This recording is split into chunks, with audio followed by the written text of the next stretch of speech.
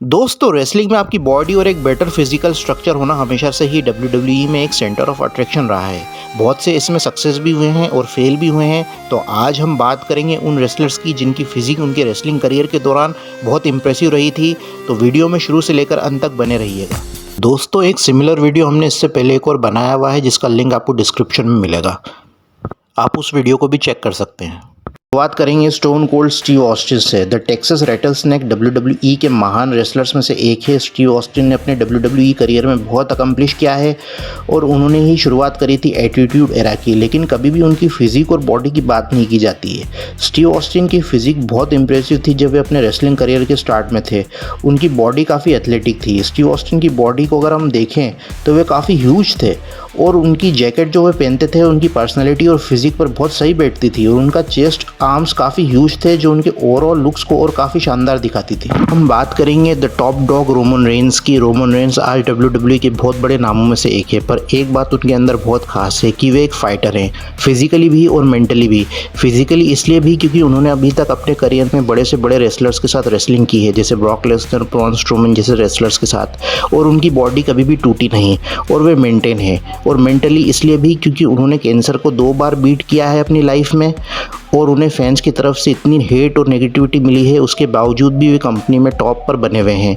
और उनकी बॉडी की बात करें तो वो बहुत मस्कुलर और डिफाइंड तो नहीं है, पर बहुत अच्छी लगती है और बहुत इंप्रेसिव और प्लीजिंग दिखाई देती है, जो हर एक नॉर्मल इंसान को अपनी तरफ अट्रैक्ट करती है। और उनकी फिजिक को मेंटेन करना आप समझ सकते हैं, रेगुलर ट्रैवलिंग और अपने मील्स को टाइम पे कंज्यूम करना और अपने रेगुलर शेड्यूल को फॉलो करना। तो दोस्तों डब्ल्यूडब्ल्यूई सुपरस्टार होना कोई आसान काम नहीं है। उसके बाद आते हैं हल्क होगन। हल्क होगन ने अपने रेसलिंग करियर 70 से ही शुरू कर दिया था। द हल्कस्टर डब्ल्यूडब्ल्यूई के मेगा स्टार थे और अपनी प्रेयर्स और वाइटामिन्स लेने के लिए वे फेमस थे।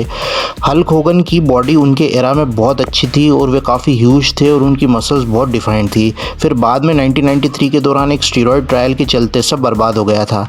उसके बाद जब वे टीवी पर वापस आए कुछ समय के बाद तो उनकी फिजिक में चेंज दिखाई दिया था, पर वे बाद में जब डब्ल्यूडब्ल्यूई में 2002 के समय वापस आए थे तो उनकी बॉडी फिर से ह्यूज और डिफाइंड दिखने लगी थी क्योंकि उन्होंने अपने वाइटामिन्स को फिर से लेना शुरू कर दिया था। इसके बाद आते हैं कीन शेमरॉक। दोस्तों अगर आप मेरी तरह रेसलिंग देखकर बड़े हुए हैं और खासकर अगर आपने एटीट्यूड एरा को अपनी आंखों से टीवी पर देखा होगा, 97 और 2000 की मैं बात कर रहा हूं, तो आप इस शख्स से ज़रूर वाकिफ़ होंगे। दुनिया का सबसे खतरनाक इंसान, इसे कहते थे the ultimate legit son of a.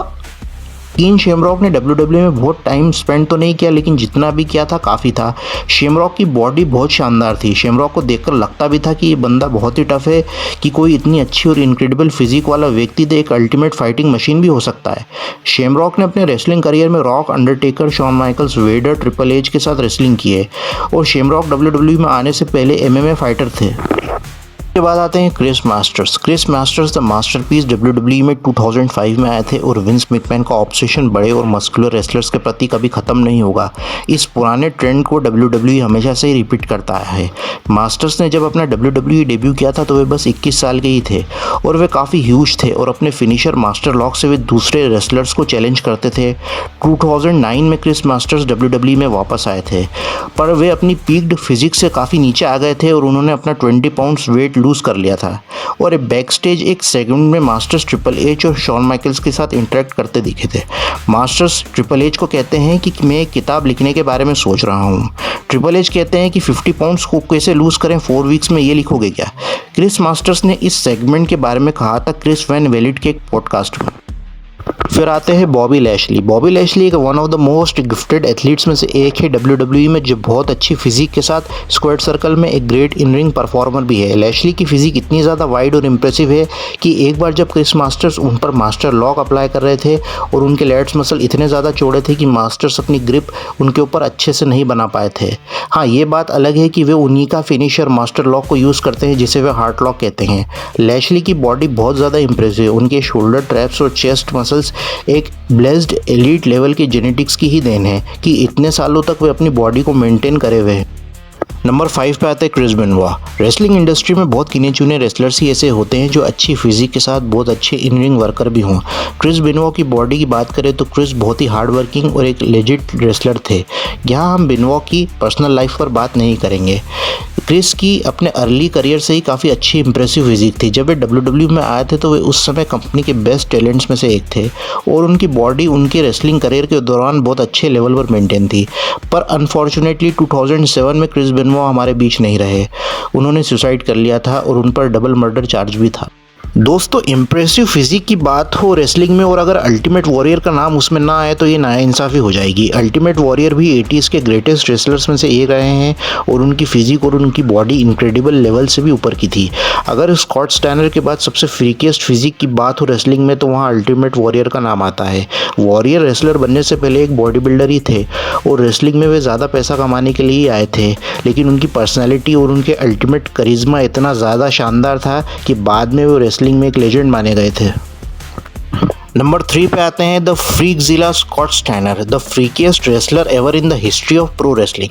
Scott Steiner जब रेसलिंग में आए थे तो उनके भाई रिक स्टाइनर के साथ उन्होंने बहुत सारी टैग टीम चैंपियनशिप्स को अकम्प्लिश करा था। स्कॉट स्टाइनर ने अपने लुक को ड्रास्टिकली चेंज किया था लेट 90s के आते और उनका मसल मास भी इंक्रीज हो गया था और वे अपने आप को फ्रीकजिला और बिग पॉपा पम्प के नाम से बुलाने लगे थे और उन्होंने कहा था कि उनकी मसल्स इसलिए भी फ्रीकिश है क्योंकि उनके जेनेटिक्स फ्रीकिश हैं। तो दोस्तों, नंबर 3 पर आते हैं स्कॉट स्टाइनर और नंबर 2 पर आते हैं द एनिमल बटिस्टा। बटिस्टा अब मे भी रेसलिंग से रिटायर हो चुके हैं पर आज भी पुराने फैंस ने बटिस्टा को नहीं भुला है। मिड 2000s में बटिस्टा हर तरफ छाए हुए थे। बटिस्टा के पोस्टर्स जिम में लगे होते थे और बटिस्टा की फिजिक ही उनके लिए मोटिवेशन था।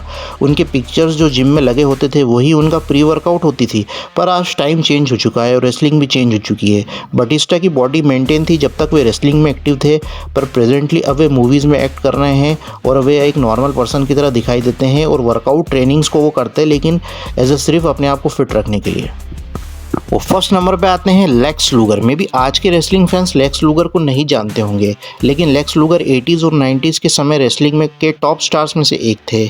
उन्होंने योकोजुना को बॉडी स्लैम करा था और जब भी one of the greatest physics की बात होगी पूरे WWE में तो लेक्स लूगर की आकृति हमेशा से उभर कर आएगी। वे जीते जागते हीमैन थे और उनकी बॉडी एक परफेक्ट एक्शन फिगर जैसी थी, पर एक स्पाइनल स्ट्रोक के चलते अब वे पहले जैसे नहीं रहे और वे अपना ज़्यादातर टाइम व्हील चेयर पर ही बिता रहे हैं और उनका मसल मास भी बहुत पूरी तरह से ख़त्म हो चुका है।